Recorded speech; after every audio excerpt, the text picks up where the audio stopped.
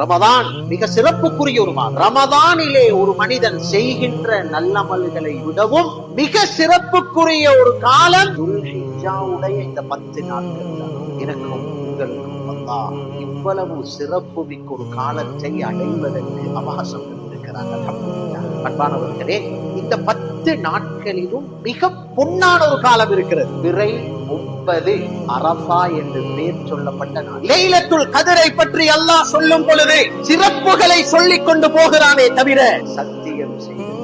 ஆனால் அரஃபா சத்தியம் செய்யப்பட்ட ஒரு நாள். லைலத்துல் கத்ரில் அங்கே மலக்குகளை நான் இறக்குவேன் அந்த இரவில். சஹீஹான அறிவிப்பிலே இருக்கிறது.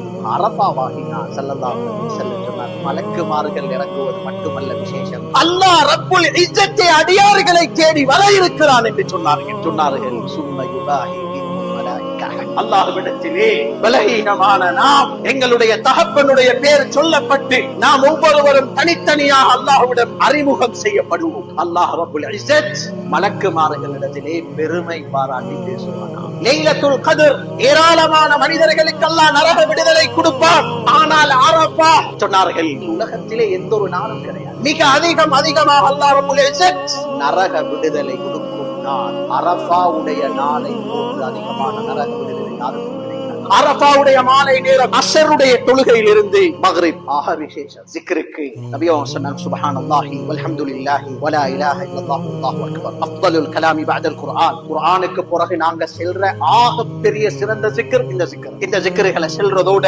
விசேஷமாக சொன்னாங்க, துஆக்கு கவனம் செலுத்துங்க. خير الدعاء يوم عرفه. நாங்க காபத்துல்லாஹ்ல போய் துஆ கேட்போம், தஹஜ்ஜத்ல துஆ கேட்போம். எத்தனையோ துஆக்கள் கபூலாகிற நேரங்களை எதிர்பார்த்திருந்து எங்கட பலவிதமான குமுறல்களையும் கவலைகளையும் ஏக்கங்களையும் அல்லாஹ் கிட்ட சொல்லி அழைக்கிறோம். நபி அவங்க சொன்னாங்க, خير الدعاء, ஒரு அடியான் கேட்கிற துஆக்கள்ல குவாலிட்டியான துஆ யௌம் அரஃபா.